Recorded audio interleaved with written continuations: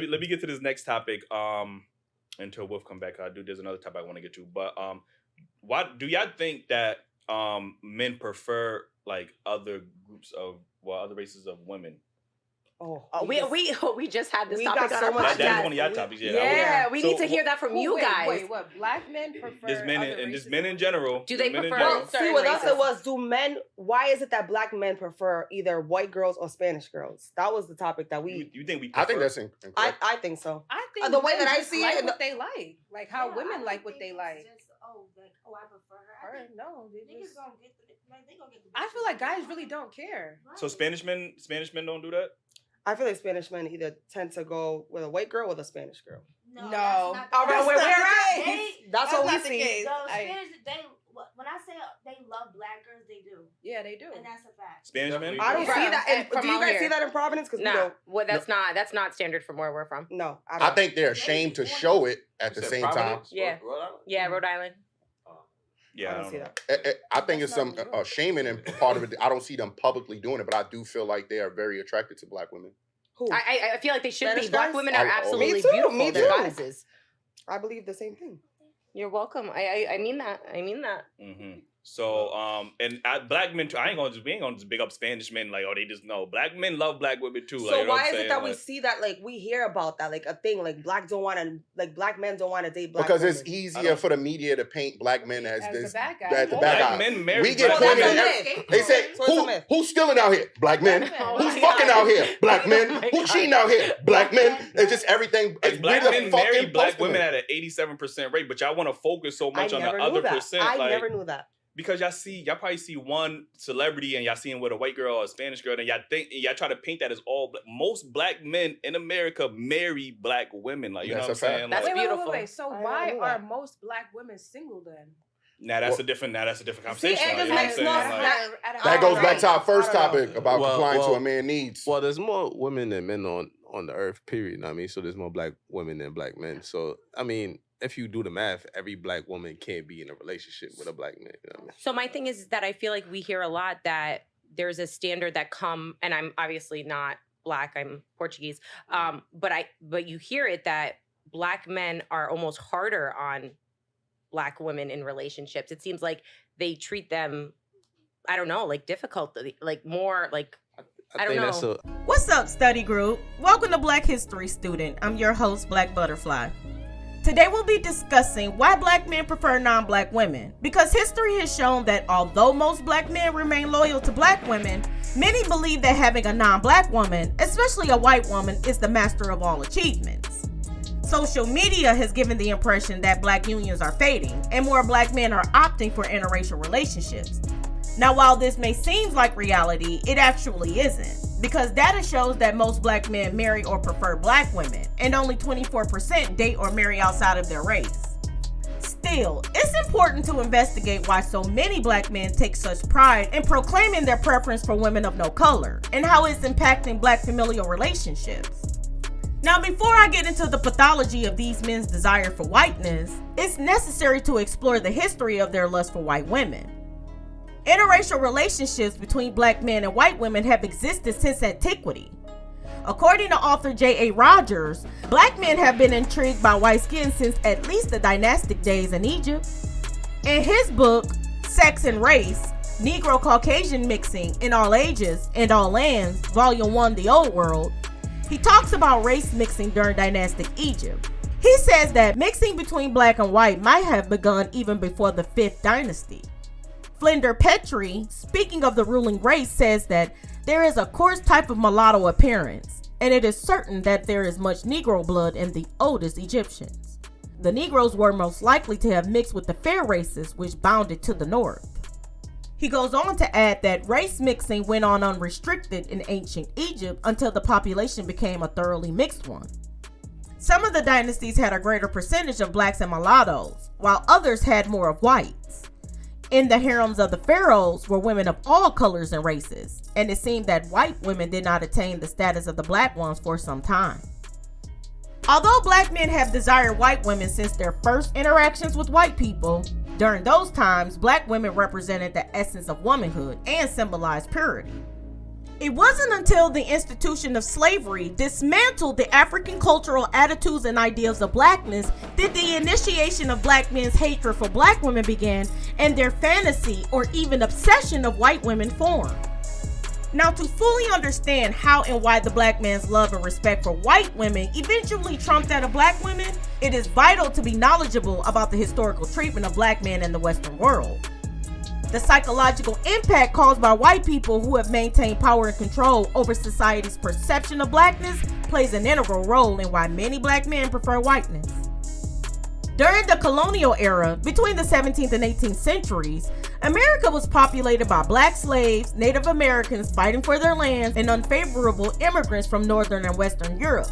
And this includes tax dodgers, land proprietors, extremely poor people, elderly, criminals, convicts, beggars, vagrants, unemployed people, and other undesirable or rejected peoples of Europe. Life was hard and deprivation was commonplace for everyone during these eras. Furthermore, it was these centuries when white people permanently placed black people as socially inferior and viewed and treated them as less than human.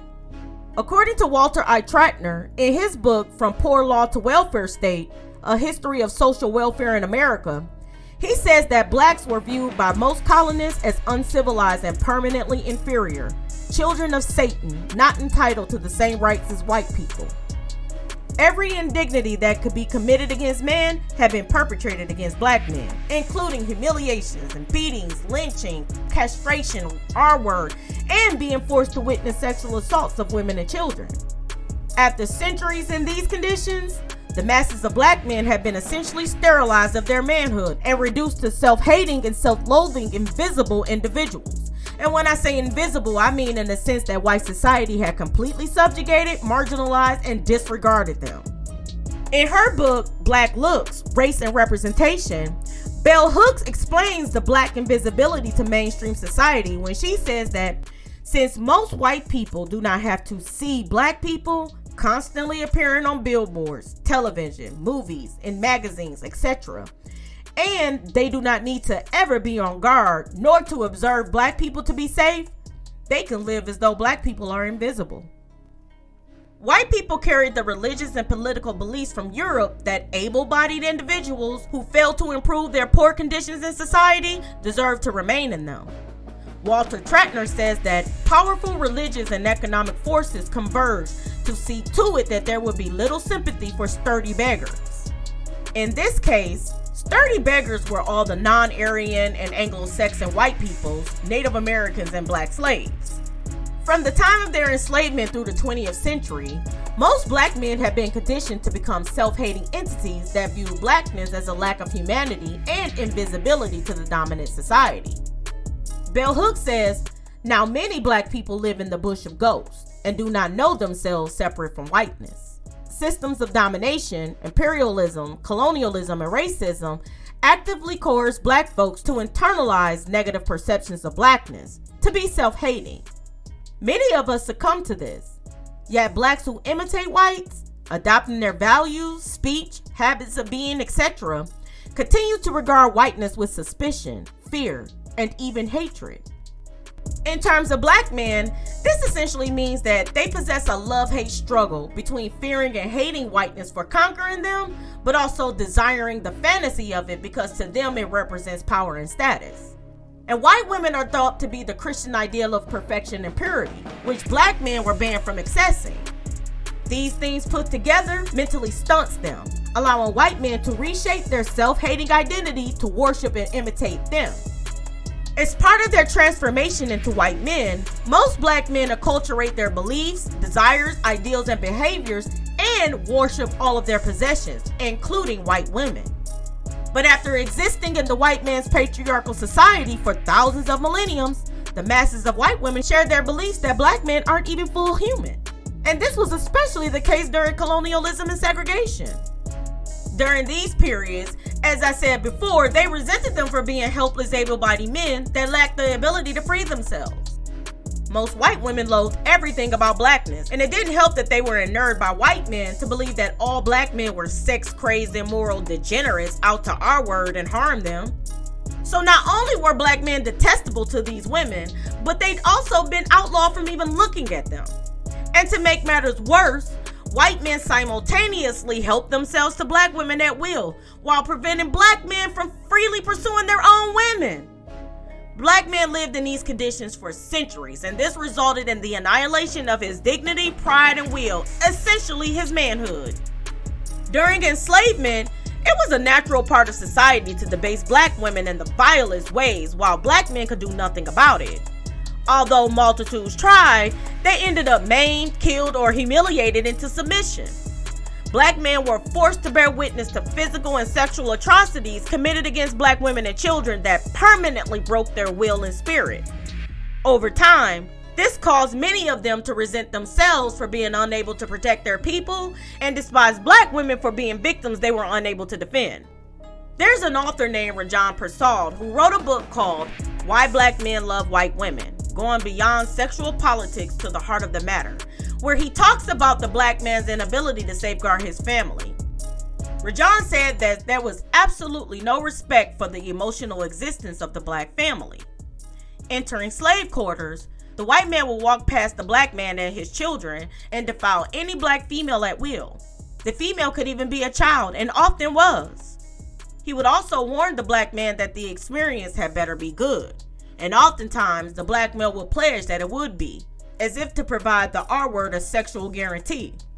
On the way out, the R word would arrogantly acknowledge that it was good and rub the black man's head. This event would destroy the dignity and self-respect of any man and question his worth, as well as the reputation of his woman. Rajen goes on to add that dirt floors, barns, cotton fields, slave houses, back porches, bathrooms, outhouses, and any place one could imagine served as the theater for the slave master's pornographic exploits. Not only was the black woman brought down, but she was now dirty, used, abused, passed around, and been around. Over centuries of observing their women being defiled and treated like societal waste, many black men adopted the attitudes and ideals of the slave masters regarding black women. This was essentially a protection mechanism employed to justify being unable to protect their women. As a result, a significant portion of black men have convinced themselves that black women are spoiled goods, undeserving of their protection and provision. The media has made this fact very apparent, as they've shown a slew of black female celebrities being disrespected and humiliated publicly, while black men laugh, condone, or even encourage it. Tennis professionals Venus and Serena Williams are perfect examples of black women who black men failed to defend and protect, while mainstream disparaged and globally humiliated them. These sisters are the best tennis players in the world, and the fact that they're black women and athletically superior in the sport caused extreme jealousy and discontent in mainstream. The dominant society have suggested that the sisters' athleticism and success in the game are attributed to everything but their talent and abilities. Masculine, aggressive, and unattractive are the adjectives used to publicly describe them. In comparison, white female tennis players are said to be the standard of beauty and grace. Meanwhile, hardly any black men made noise in the media demanding that the sisters be respected or else. Instead, many jumped on the media train of disrespect and even added that Serena Williams looked like a man or a transsexual. Black women have been R-worded, beaten, whipped, spat on, humiliated, disrespected, and abused in ways that have shaped the black man's psyche, and the sight of them reminds him of his historic failure to fulfill the roles of manhood. A man is supposed to provide for, protect, and secure the livelihood of his women and children. All things that black men have been unable to do in this country. What is your problem with black women? That's the real question. Yo, bro, thank you for having this incredibly important conversation, and just thank you for standing on your box despite what some of these clowns are saying. I think a lot of us don't realize that we've been socialized to treat our sisters the way we treat them, right? Everything that we hear, everything that we listen to from the time that we young men, right, is, yo, they're here to please you. Bend them over, do this, do that.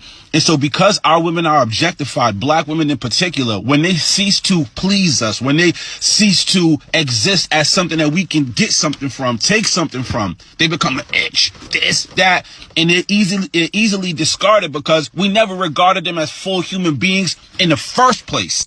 And the saddest part about this is that this kind of behavior, this kind of mentality is rooted in slavery.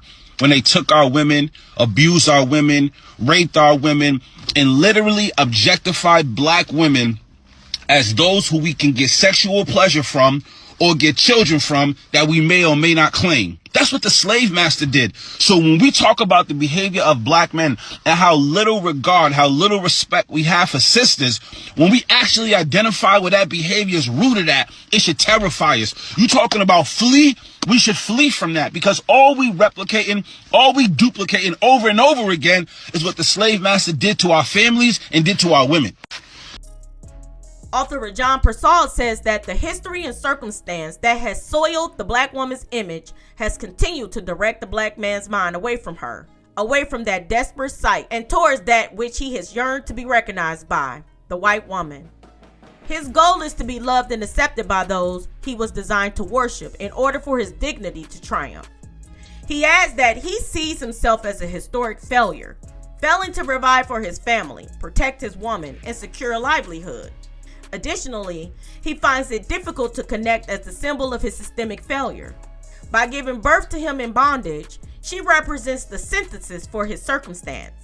The precious gift of life, which was once cherished, has now become a curse. Her womb was a graveyard as life became death. As a result, he will chase the white woman to the ends of the earth and will stop only when he catches his mind.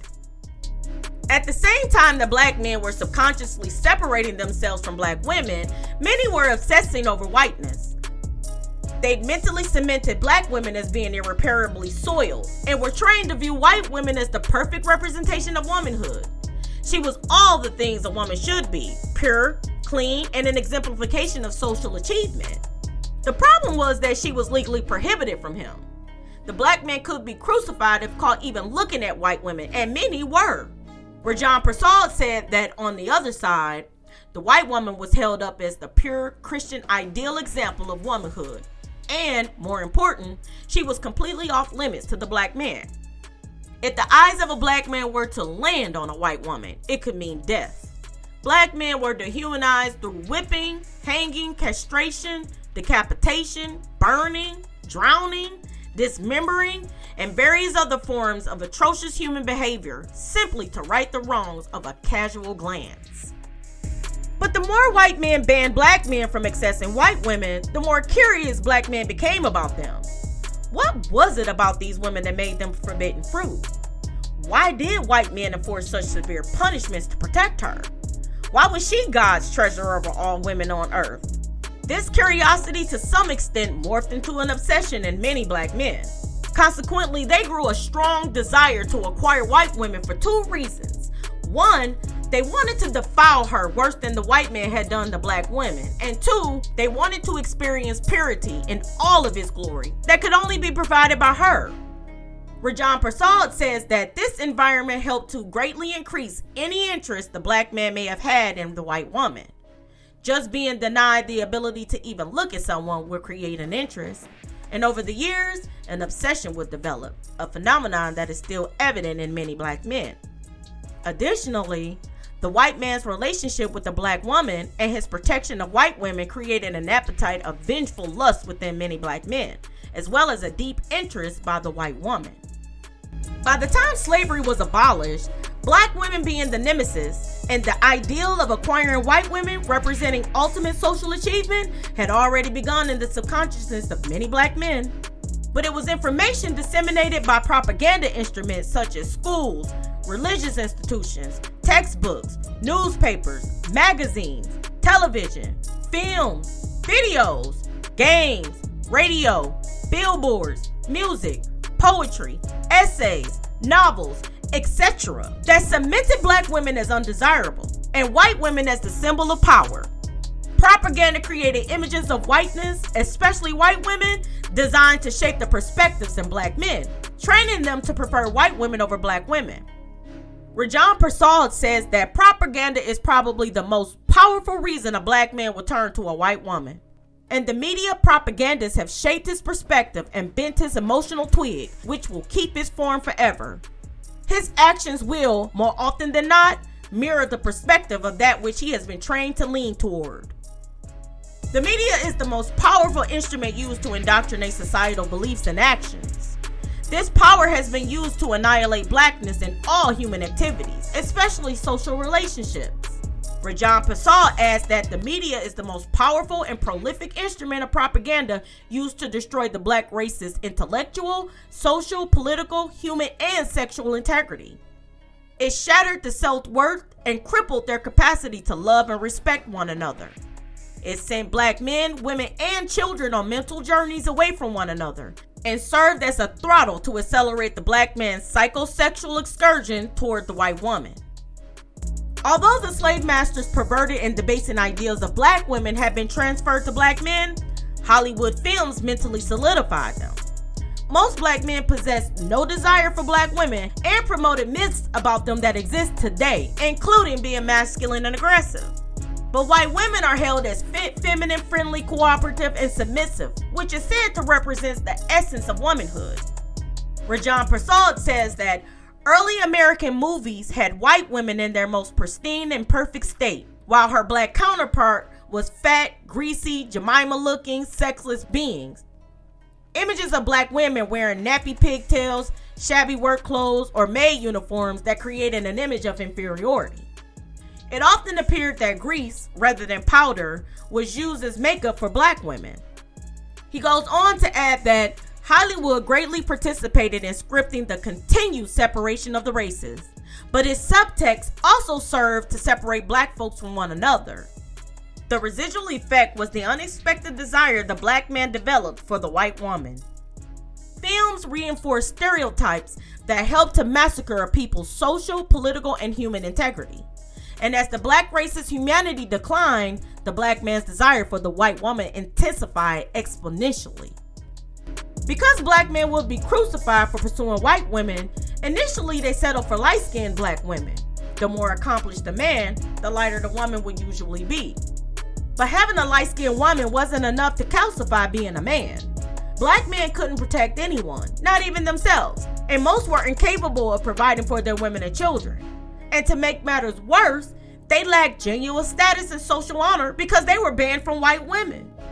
This caused their growing lust to morph into rage, putting the fear of God in white men. So clearly something needed to be done. So in 1967, the courts had ruled in the Loving versus Virginia case that banning interracial relationships was deemed unconstitutional. With the new laws in place, black men officially had legal access to white women without fear of punishment. And trust and believe, many of them took full advantage of their new privileges. Having a white woman was empowering and intoxicatingly liberating. To have one suggests ultimate social achievement and power for many black men. White elites were satisfied with this because 1, most white women detest and fear black men and wouldn't dare defile themselves being with one. And 2, white women that show interest in black men are considered white female trash in mainstream society. So there is no love lost without them.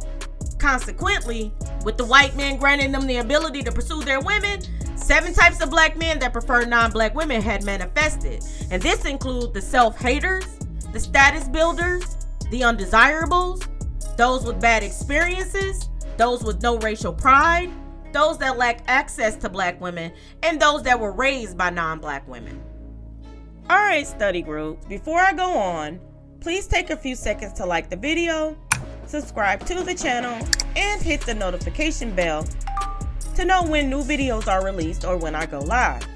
This is a significant way to support the channel, so I'd really appreciate it if you go ahead and do that for me. I'll even take a moment of silence to let you do it.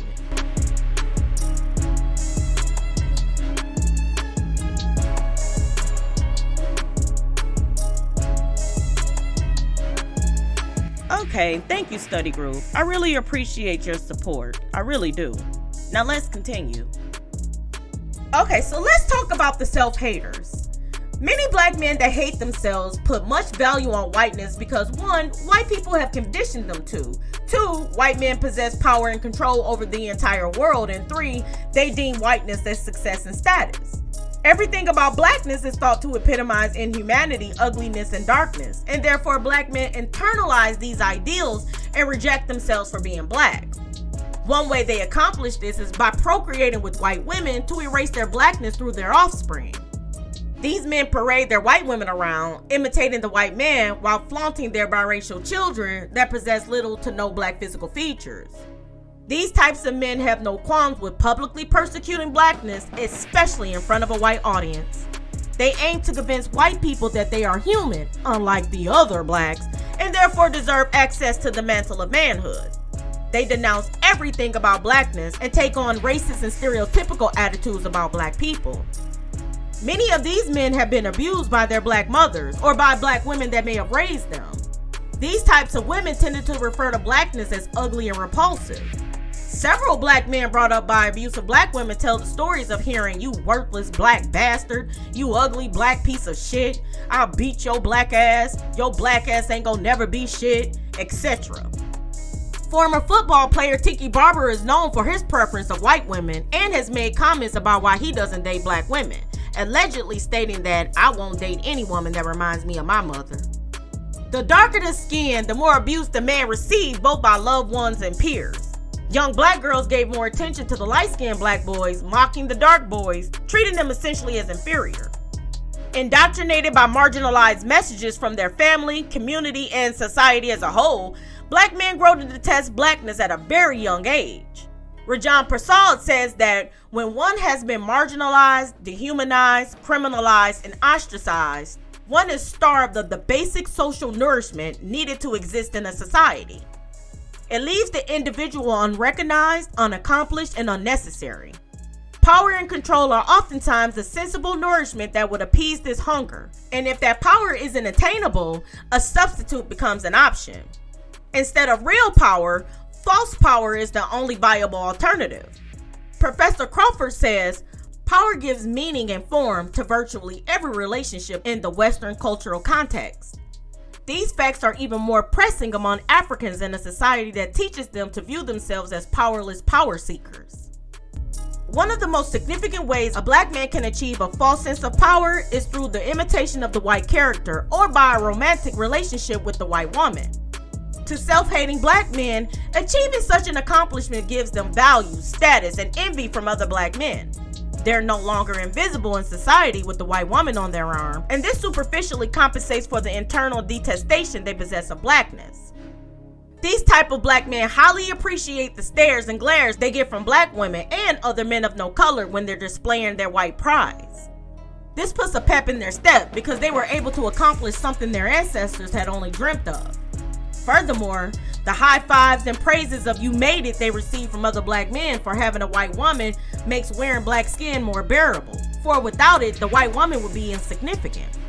Several celebrity entertainers have no qualms revealing their disdain for black women and their preference for white ones. For instance, Pharrell Williams have supposedly said that he refused to date a woman whose skin is darker than his, and he went on to supposedly say that it's not my responsibility to represent black women anyway. Moreover, sellout Charles Barkley is another lighter-skinned black man that has allegedly expressed self-hating comments about dark skin. He supposedly said that when I was recruited at Auburn University, they took me to a strip joint. When I saw those titties on Buffy, I knew then that I could never date another black woman. These men have disassociated from their blackness, replacing it with a white identity. In many cases, self-hating black men tend to project their internal hate onto the non-white women they're with. Once the high of acquiring a woman of no color is over, these women typically don't get better treatment, despite the men saying they're better women. At one point, non-black women gleefully boasted of being the better option for black men until they witnessed the severity of his oppressive mental state. Now these women are coming out in droves, confessing of being abandoned as a single mother, brutally attacked, left used, abused, and confused by these self-hating men.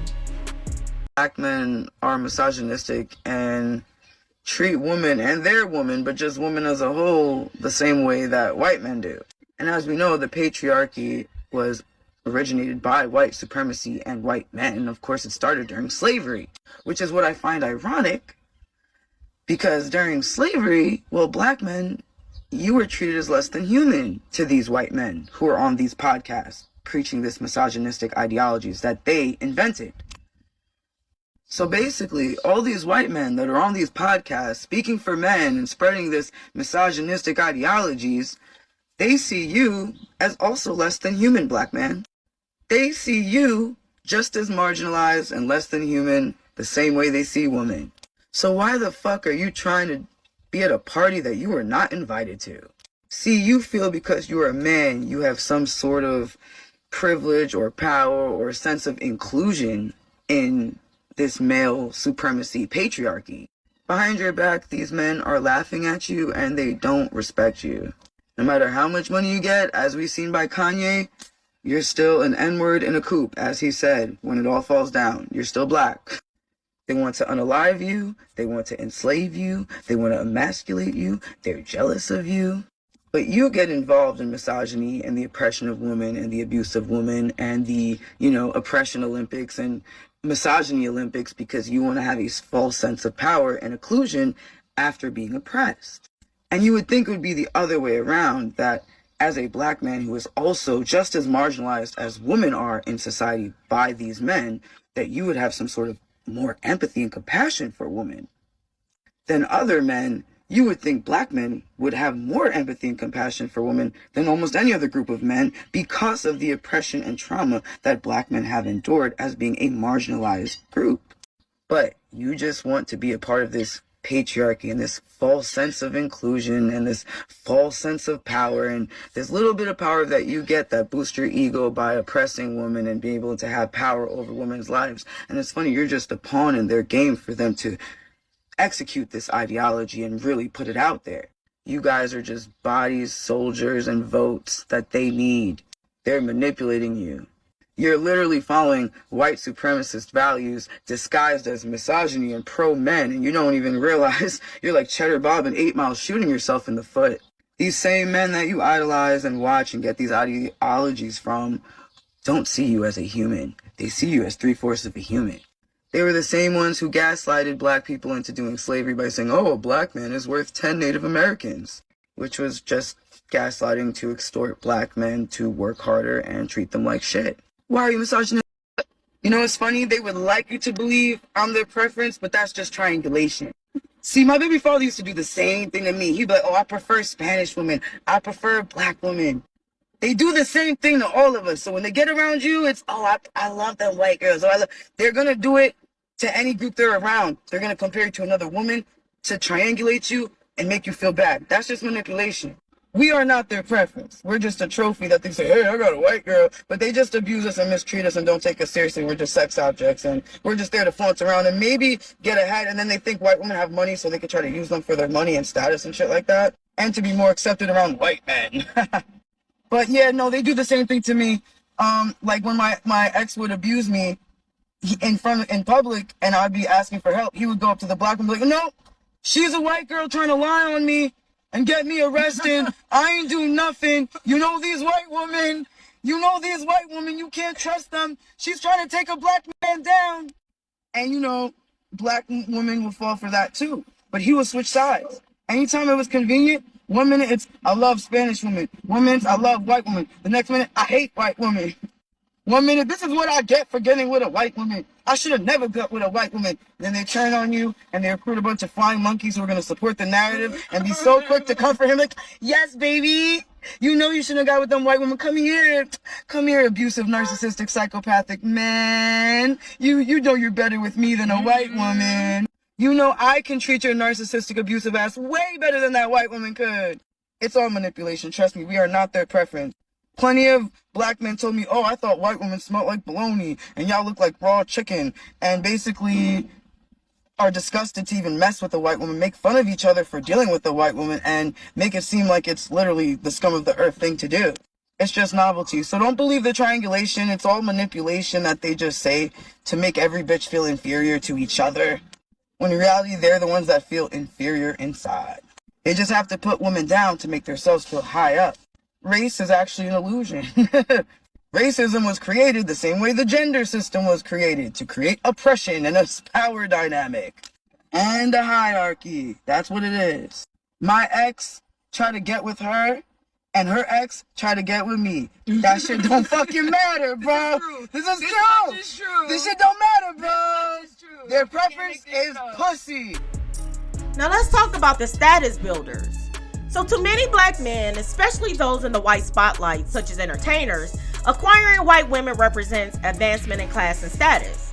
Having a white woman on their arm is the ultimate social achievement and promotes acceptance by most white people. They appear non-threatening to whites as they forfeited their scary black exterior and use their white woman as an external white shield. Since black men have always been viewed as morally degenerate with no self-control, a black man with a white woman seems benign and safe to white people. Many black men feel that it's better to be near whites than not to be, for they aren't morally substandard like black people, and it's only through them that success and power can be achieved. In my experience and all the other white girls that I know, we don't think that getting attention from black guys gives you a status of some sort. If you get attention from the white guys, you do have the status more than if you get attention from black guys. As a man, I'm going to have to respectfully disagree with that. Well, as a woman who gets attention and who grew up in a white culture more than a black culture, I'm going to tell you that getting attention from black guys is not a badge of honor if you're white. She's basically not good enough for the white, so she's good for the black guys. These black men are considered providers and protectors, but only to white women. They treat white women better than they've ever treated a black woman. They spend more money on white women, they are kinder, more respectful, and possess a sense of power by having her. These men live in white neighborhoods, frequent white establishments, send their children to white schools, all while pretending they've shed their blackness. They tend to be educated, middle to upper middle class, liberal, upperly mobile, aware, and in many cases politically active. Many of these are the conscious or woke black men that actively and publicly fight against racial oppression against black people, even boldly in front of a white audience. There are so many black men that fight the good old fight, but go home to their white preference and biracial children while living in a white community, many times gated. The wealth of black men that talk black but lay white is absolutely astonishing. Some of the most profound black scholars wore their white cap once the microphones were off and the books were closed. I was flabbergasted after learning that the renowned late African historian and scholar Dr. Sheikh Anadia, Cornel West, and even Henry Skip Gates are all married to white women. And I love Dr. Sheikh. I look up to him. I have studied all of his work. And when I learned that he was married to a white woman, my jaw dropped. I gawped for days, slobbing, drooling, the whole 9 yards. I couldn't believe it. Hell, even Martin Luther King had white mistresses. Black intellectuals that fight for black rights literally only fight to have access to white women in peace. I am so convinced that they want the white man privileges and freedoms to be with white women. I'm wondering if there are any black intellectuals that fight for black rights that are actually into black women. Because I'm convinced that there aren't any. And if they're not interested in white women, they don't marry black women. They sleep around like dogs with fleas. Celebrities that actively fight for black rights but prefer white women are so prominent that it seems as if black male success is synonymous to white imitation. Shannon Sharpe is the most treacherous of this scenario. He is an extremely articulate, well-manicured celebrity with super black skin and a desire for white women. He gives all of his earnings to white women and white society to sustain the family that he structured in the image of the white man. In other words, his God. Also, there are several black YouTube content creators that are very knowledgeable about the system of white supremacy and actively attempt to unite the African continent with African Americans. These guys spend time in different parts of the world, especially Africa, and have grown to recognize the disconnect between the plentiful African nations and black Americans. I personally find their work quite admirable and really respect what they're accomplishing. Their platforms are large and they make really good money from their efforts. However, they take all of those accolades and that wealth to their white preference, her family, their biracial children, and live and build in the white community. These black men grow to despise black women for exposing the guilt and shame they feel for imitating white men. You know, let me let y'all know something real quick. When y'all speak about men, talking about the preference, the preference, see what the preference did? You're upset that the preference isn't you. So what you do is you sit up here and use the term preference and you celebrate if the man's preference don't treat him right, do him wrong, etc. I said a long time ago, a lot of these modern women are evil. They're evil. Because you don't want some of them, fellas, they want to see your demise. And I keep bringing up Kevin Samuels because he is a person that in recent history, we got to see the venom of these modern women when someone either doesn't want them or correcting them or telling them, get your head out the clouds and get back into reality. Now, of course, I called out that guy in the video, but I want y'all to see, they want to see harm come to y'all. Hope you know that. You ever notice that oftentimes these black men rarely speak about their white family publicly, but behind the black closet doors, they're so proud to have their non-black woman.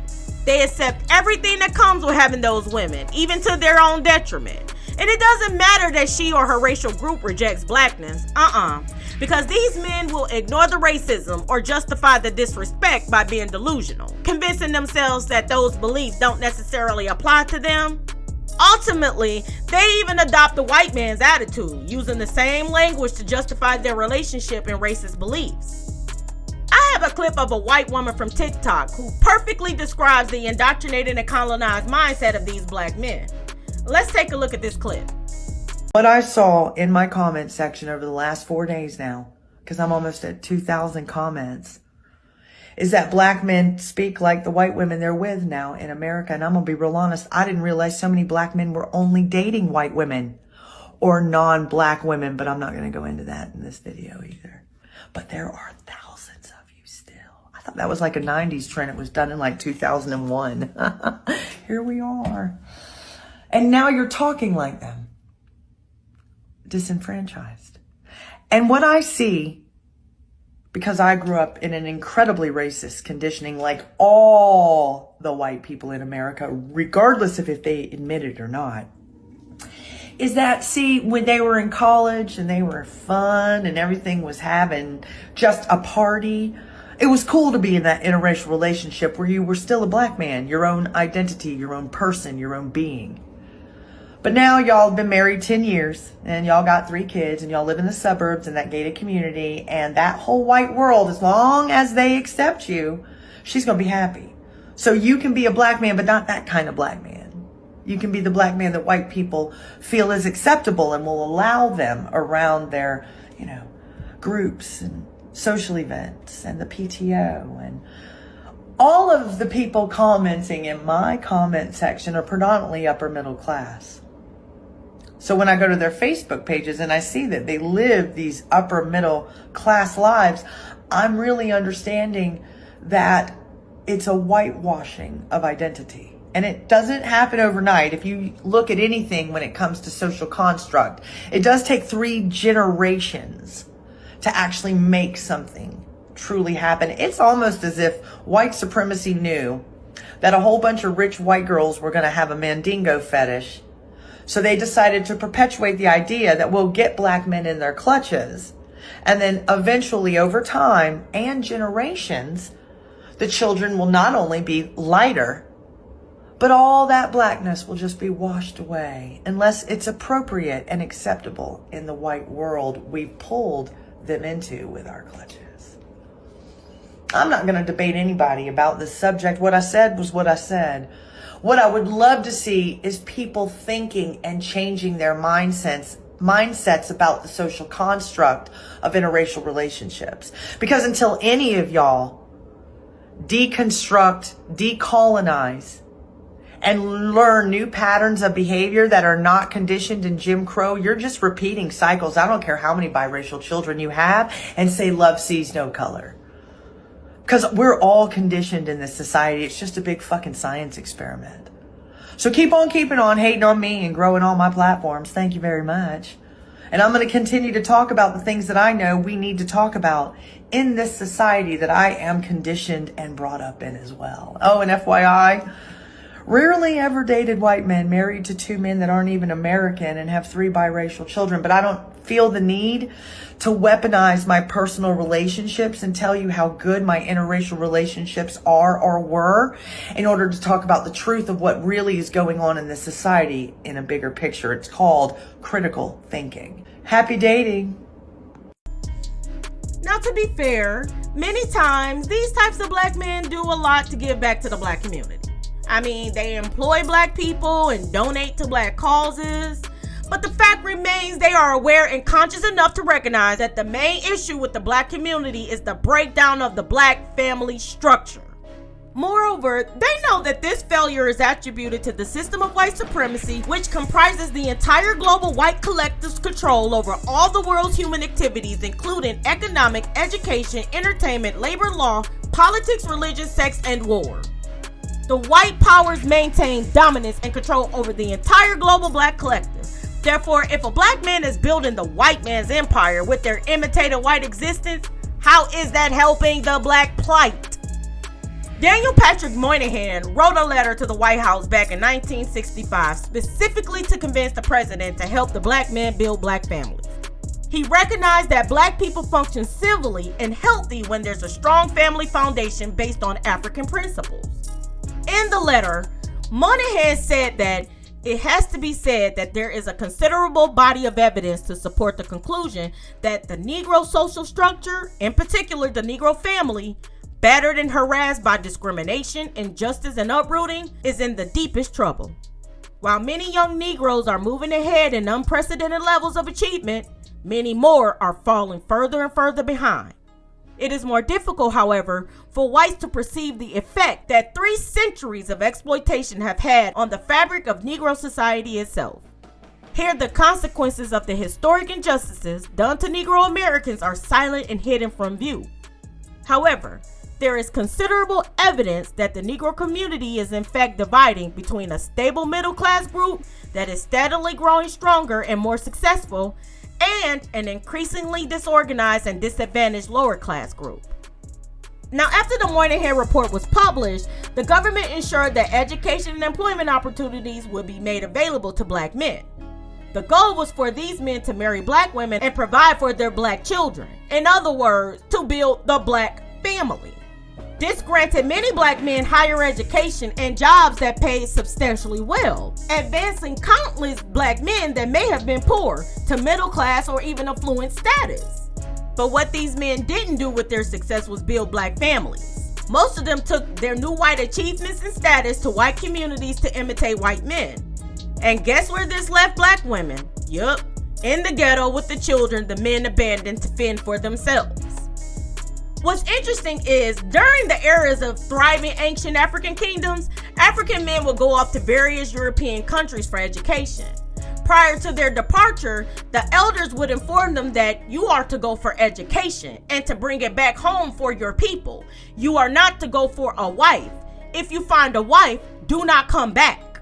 See, African elders understood that black men that build with white women serve no purpose to black people. They are self-centered individuals, or sellouts as far as I'm concerned, that have abandoned their blackness to succumb to the white idea of manhood. It doesn't matter that they talk or walk black, because in the end they lay white, making them hypocritical at least and counterproductive to black people at best. Wealth makes black men appear benign and attractive to not only white women, but white men too. Black men that acquire success are not blatantly disrespected by white men, for they've overcome their oppressive plight and found a way to climb to the top of the white mountain, warranting them some form of respect. But the overwhelming fact is that powerful white men will put on a mask of acceptance for wealthy black men, but behind closed doors, they still consider them partial humans that they don't want near their white daughters. Nevertheless, there are so few wealthy black men that white men don't view them as competition or a threat of any sort. Furthermore, there are even more white women that despise black men than not. Therefore, white men are capable of overlooking the few white women that they believe degrade themselves to be with black men. Let's talk about the undesirable black men that prefer non-black women. So, the undesirable black men are those that black women don't find attractive or suitable at all. These are the men that are considered invisible to black women and are incapable of acquiring the type of black women that they prefer. Most of these men tend to typically be uneducated and seen incapable of learning. They have extremely terrible attitudes, poor hygiene, typically impoverished or unemployed, overweight and lazy, possess very low self-esteem and lack confidence, and they typically have no ambition. Now, being ignored and humiliated, these black men are angry and decide to try their luck with other races of women. And to their advantage, many non-black women possess a different set of qualifications for black men compared to black women. Unattractive black men are actually intriguing to non-black women because these women are mainly enticed by black skin, which trumps physical features. And because these women fetishize black flesh, undesirable black men are given attention and taken more seriously by them than black women. I do want to ask y'all a question, which is going to be very important. Are you fetishizing black men? Yes. So what is it about the black men that you think you fetishize? It's different. Culturally, it's different. Just how the lady said, more masculine. You guys have very high self-confidence. What most men in Europe, white men, probably Hispanic men, they're not sure what they're talking. They're not sure how they want to approach you. I think it's a stereotype, but black guys, you see something you like, you go for it, you do what you gotta do, boom, the lady is yours. Just like that. Author Michele Wallace describes the white woman's desire for black flesh in her book, Black Macho and the Myth of the Superwoman, when she says that some white women were quite blunt. They wanted black cock because it was the best cock there was. White women make undesirable black males feel like men with power, and therefore these men proclaim that they are more feminine, friendly, submissive, and overall suitable, opposed to black women. These men are so proud to rub their white achievements in the faces of black women, parading white women around as to display their physical manhood. Nevertheless, as was the case when they were actively desiring black women and were ignored, black women still disregard these men and don't allocate much weight to their love for whiteness. Michele Wallace says that some black women would laugh low in their throats when they saw a black man with a white woman and make cracks about his high water pants or his flat head or his walk. Anything that might suggest that he was inadequate. Only the rejects crawl for white pussy. Undesirable black men generally don't date or marry quality non-black women, regardless of their income status. These men get the undesirable or rejected women of no color that non-black men simply don't want. Most of these guys claim that they want a fit, feminine, and friendly woman, but the non-black women they choose are typically overweight, rough, and aggressive. These women never come from wealthy families or prestigious backgrounds. Dr. Umar Johnson perfectly summarizes the undesirable interracial relationship between black men and non-black women in the following clip. Let's take a look. Black men get the white women that other white men genuinely do not want. You don't get the top of the line white women. You don't. You get leftovers. Look at most of our celebrities. They did not marry women who came from the richest white families. Black money and white money don't behave the same. New black money and old white money have two totally different personalities. New black money will jump on any poor white girl and make her a billionaire, Tiger Woods. Rich white woman, rich white money doesn't operate that way, you see. Now, Dr. Umar couldn't have said it any better. Black men that date outside of their race lack dignity and would take a poor white woman and essentially give her everything he got. It's pathetic, and it only reveals the severity of their subjugated mentality. Let's talk about the black guys that have had bad experiences and as a result prefer non-black women. Now, many black men that prefer non-black women claim to have had terrible experiences with black women. These experiences may include being raised by abusive black women, disrespectfully rejected, sexually denied, cheated on, challenged during co-parenting or with child support, or verbally and mentally mistreated by black women. In many cases, some black men take on the views and experiences of other men that hate black women, despite not having had poor encounters themselves. These men tend to vehemently spew the disrespectful rhetoric about black women they've been indoctrinated to believe. In most cases, some black men were in relationships with black women where they claimed to have been abused both physically and mentally, which turned them completely off to black women. For instance, black actor Wesley Snipes has been accused of disliking black women, allegedly saying, "There are black women still who get an attitude. I don't want to come home to someone who's going to be mean and aggravating and unkind and who is going to be please me, please me." He asserted that black women have insulted him for his dark skin, whereas he's been treated better by non-black women.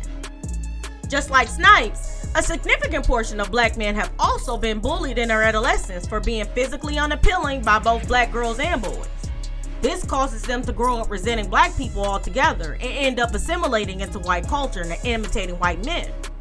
The bottom line is that these men usually don't learn and grow from their poor experiences. For instance, if they were raised by a terrible black woman, instead of forfeiting their blackness, it would be rational to acquire counseling to heal from the trauma. Chances are if they were abused as a child and decided to run away from being black as a result, they're not going to do anything but take that baggage to the non-black side and end up giving someone else a bad experience. Also, black men that claim to have been mentally or physically abused by black women typically don't admit their role in the supposed bad experience. They fail to divulge the intensity of the verbal, mental, or emotional abuse that they inflicted in the relationship. And their poor communication skills and habitual cheating are irrelevant and played no role in that situation. The point is that there's typically more to the story than just an anecdotal bad situation, especially if it can drive one completely against the women in their entire racial group. Okay, so let's talk about the black men that prefer non-black women that lack racial pride. Most black men aren't raised to appreciate and embrace blackness. As a matter of fact, many of them aren't taught about the significance of black culture at all, aside from the common sense thought that black represents disgrace in society. Black culture in many cases isn't interpreted and understood as a complex system of knowledge and beliefs, art, laws, customs, capabilities, and habits of black people. Instead, it tends to be summarized as ghetto behaviors, hip-hop, especially gangster rap, artistical degeneracy, criminal perpetuity, poor education, broken English, ebonics, sanctimonious hypocritical Christianity, dysfunctionality, and the lack of unity. Authors Flavio Francisco Marsiglia and Stephen Kulis wrote a book titled Diversity, Oppression, and Change, where they talked about how influential cultural background is. They said that cultural background influences the way people think and act. Many take these cultural influences for granted and often are unaware of their profound impact on their lives and the lives of others. Members of cultural minorities affect their daily thoughts, conversations, and interactions, often reminding them that others view and treat them as different. Culture not only is a distinctive set of prescriptions about how to act and what to expect in the world, but also is a source of strength and inspiration that helps people cope with the daily stressors they face. Several black men have grown in environments where the culture weakened them and only inspired them to avoid it as adults. The behaviors and attitudes of lower class black people can be utterly humiliating to some blacks, and those with no racial pride escape the culture to disassociate from it. Rajen Persaud summarized these characteristics as nigger shit, which he defines as a form of behavior that is another residual of racism. Nigger shit seeks to identify specific madness in the black community that is very self-destructive. It is the sort of behavior one develops, a pathological desire to live in it and love it, while others choose to escape it. He goes on to add that, I have witnessed black men completely check out of being black. It's just too much of a burden. In addition to socially exiting the race, many of these men may also become effeminate and lose any male swagger they may have had. They feel if they can eliminate the black threat, black male sexuality, that it will help them assimilate better. Of course, everyone still knows they are black, but they believe they have transcended race and have become a colorless, cultureless, ethnicity-free being. Now, all black folks know what nigger shit is. Examples of nigger shit is a black man shooting at a festival where family and children are attending, or walking into a restaurant smelling like they took a swim in an ocean of marijuana, talking loud in quiet places to show defiance, or throwing trash on the ground where garbage cans are accessible, or hanging out on street corners or in front of stores, are just a few examples of nigger shit. These behaviors are deemed typical of black people in white society, so a man with no racial pride would do anything to prove that he's definitely not the same as these types of blacks. Black culture in poor settings have shown to influence black boys and men to think and act in a way that reflects their daily thoughts, conversations, and interactions, which oftentimes are corrupt and immoral. For the most part, black people aren't taught about their rich history, including being the reason there is civilization today. Without ancient black ancestors, there wouldn't be any medicines or agriculture or commerce and trade or any other basic necessity for human advancement. Black men with no racial pride have been instilled to believe that they were only slaves that didn't contribute anything to civilization. Then they're indoctrinated from the moment of birth to accept that whiteness represents good, strength, success, and all things positive. And their poor black environment, overwhelmed by crime, drugs, and utter dysfunction, only validated this fantasy of whiteness. Therefore, when young black boys from this type of atmosphere become adults, they tend to assimilate into white culture, as they have no reason to have any pride in their blackness. These are the love is love and you can't help who you love black men. And although it is true that you can't help who you love, black men with racial pride ensure that whoever they love will certainly be black. So essentially, by assimilating, These black men are able to reject black culture to adopt a non-black society where the values and behaviors are more acceptable and gives them a positive sense of identity. Therefore, it's easy to erase or neglect black heritage when it has no significance or relevance to their identity to begin with. A perfect example of black men with no racial pride are the two black boys from the Fresh and Fit podcast. These men are some of the most disrespectful, self-hating, undesirable black men in all existence. Listen to some of their detestable views. Y'all preference aren't black women. I would say that's not what y'all prefer. If I'm gonna go off for like preferences and looks, hey man, give me a fine ass Latina or white girl. I'll take that all day. Keeping that buck. Yeah, it's not what we normally both go for, right? Because we have a somewhat similar taste. I like my girls a little thinner than him, but I like them thick. It's just like have y'all had bad experiences? That's why y'all feel like that? Nah. Honestly speaking, like I'm from Barbados, bro. The girls are cool. You feel me? Like they're down to earth. I come here to America. I see some crazy black chicks, yes. Crazy white chicks, yes. But my thing is like, okay, in my experience, going off of like what I see from the outside looking in, sometimes I'm just like, yo. Like we date all races, just that it doesn't tend to be our preference normally. How did y'all moms are black, right? Yeah. Okay, why go away from that? Like, you know what's funny? My mom would always be like, hey, we never go bring a black girl home, man. I'm like, yo, I've done that, but they're not here right now. You feel me? Like, I don't know, bro. Now, after watching that, who needs narcissistic, undesirable black men when there's Fresh and Fit? These men are visually unappealing, unoriginal in thought, and overly confident. But now that they have access to non-black women, they mistake their misogynistic, self-hating views for masculinity and manhood. What's worse is that the darkest one is from Barbados and the lighter one has Ethiopian roots, and both have black mothers. Yet they proudly claim to prefer non-black women. This is the humiliating results when black men possess no racial pride. Okay, so let's get into the black men that lack access to black women. Now, black men that lack access to black women are typically those that reside in predominantly white environments where there are little to no black women available. Many of these men aren't opposed to dating or marrying black women, but they simply aren't in close proximity to them. For instance, the black man living in states such as Vermont or Maine, West Virginia, New Hampshire, Wyoming, Montana, or even Idaho, where over 90% of the residents are white, are most likely to date and marry white women. This is also the case for black men that attend predominantly white institutions for education. However, it would be foolish to ignore the wealth of black men that deliberately place themselves in white environments specifically to access white women. Rajen Persaud says that I interviewed many young black men who made calculated efforts to place themselves in environments that are more conducive to attracting a white woman. They would frequent bars, health clubs, night spots for months in order to develop relationships that would quiet fears about black men. I know two brothers who deliberately joined outrageously expensive health clubs in order to be around white women. At school, they'd abandoned their black counterparts in order to become a social mascot for the white student body. Like spies, they became operatives in their own sexual mission to conquer white women, gathering intelligence by guessing the social taste and even changing their uniforms in order to fit in. They take on new and less threatening personalities and often shoot to the very top of the popularity pile around their new peers. In the United States military, black women represents 28.92% of active duty members compared to 71.08% of non-black women.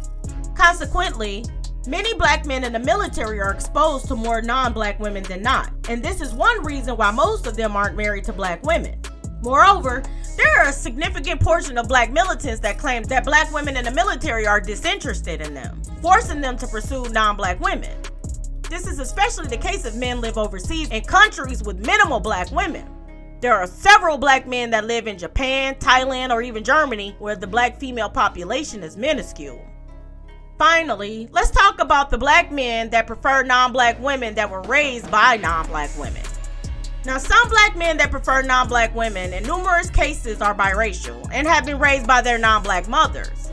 It is very common for a man to prefer a woman that looks like their mother, which is why so many biracial men with white mothers end up with white women.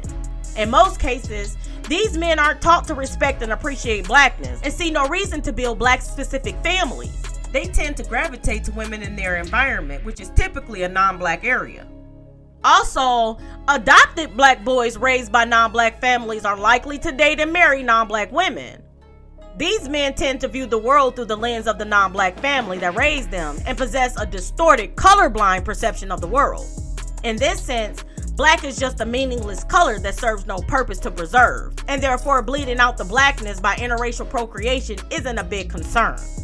We talked a lot about the 24% of black men that prefer non-black women, but despite this, there are even more black men that have a strong sense of racial pride and are loyal to black women.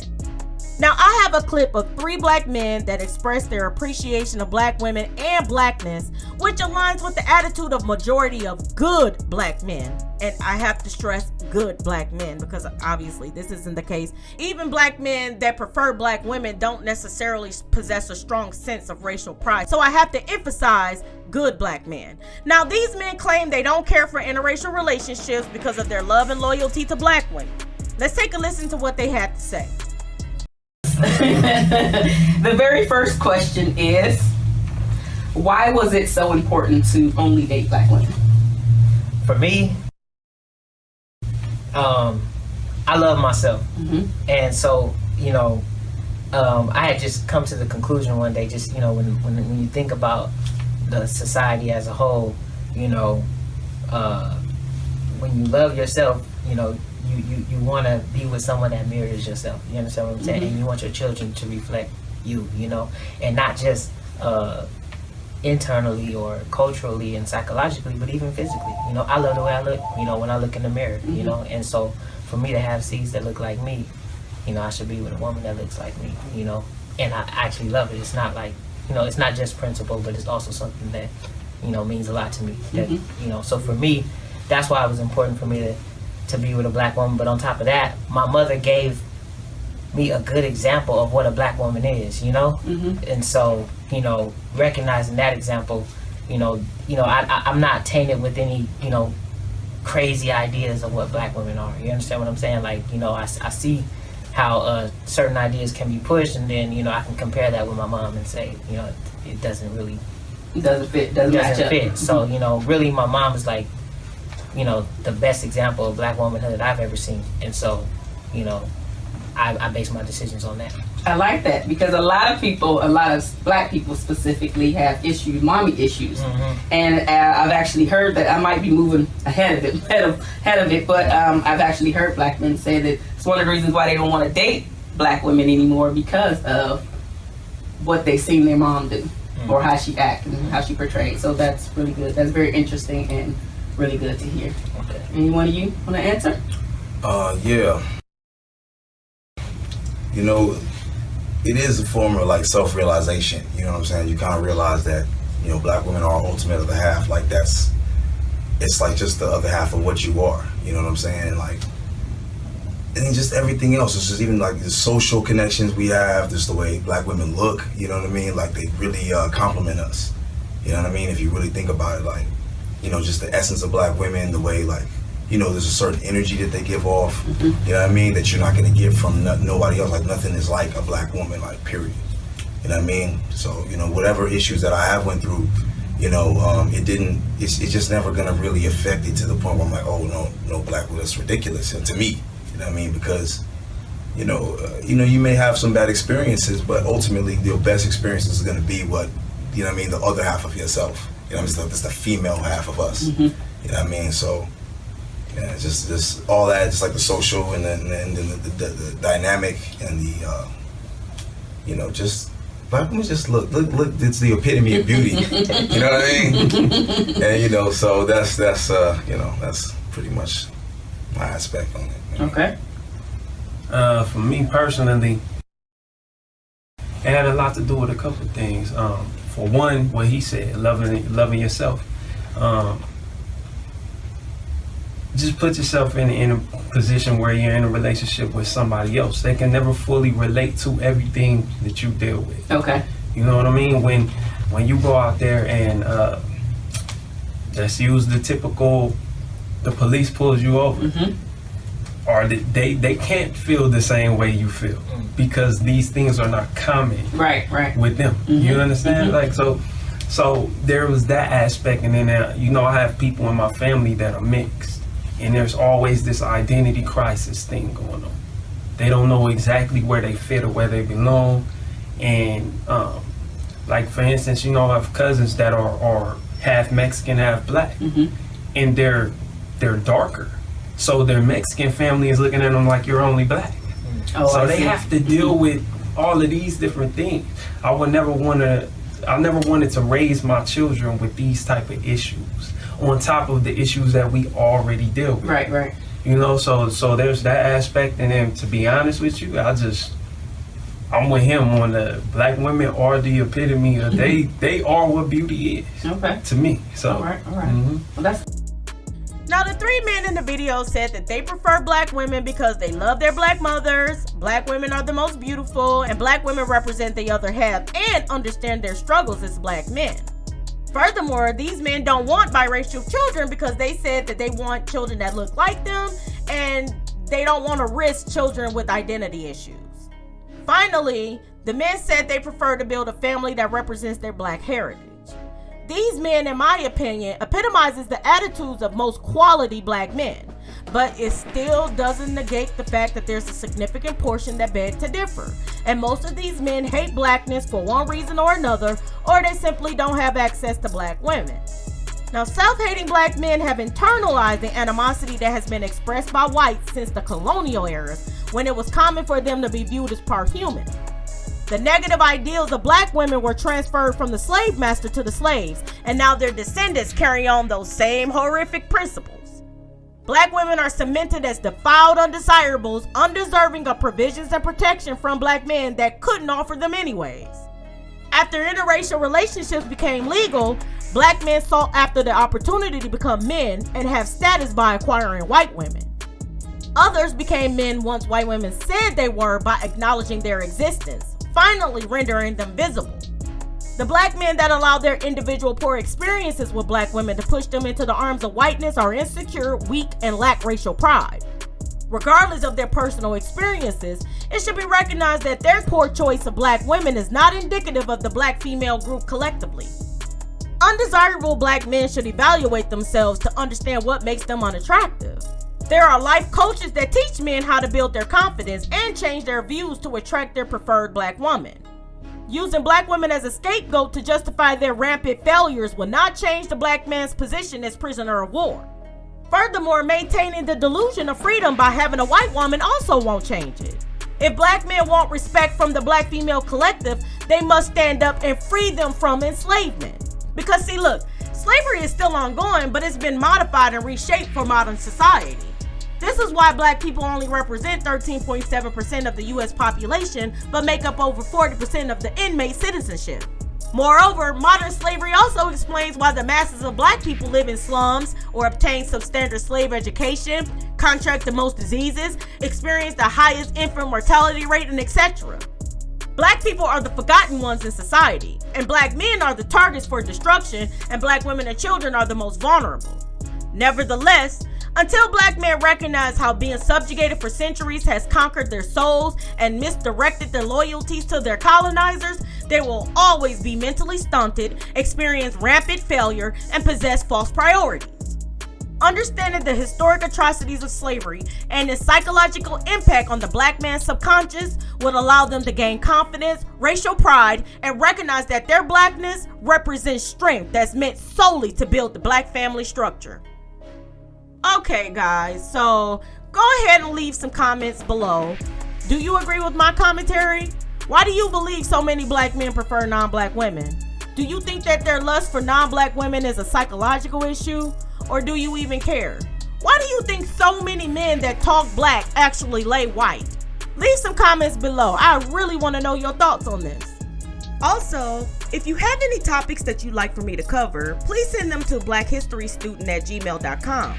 This email is listed in the description section below. If you're interested in reading any of the books that I've referenced in this commentary, I've listed them in the description section below. And if you decide to purchase them, please do so using my affiliate links because I do receive a little commission for each sale, and you will be supporting the channel by doing so.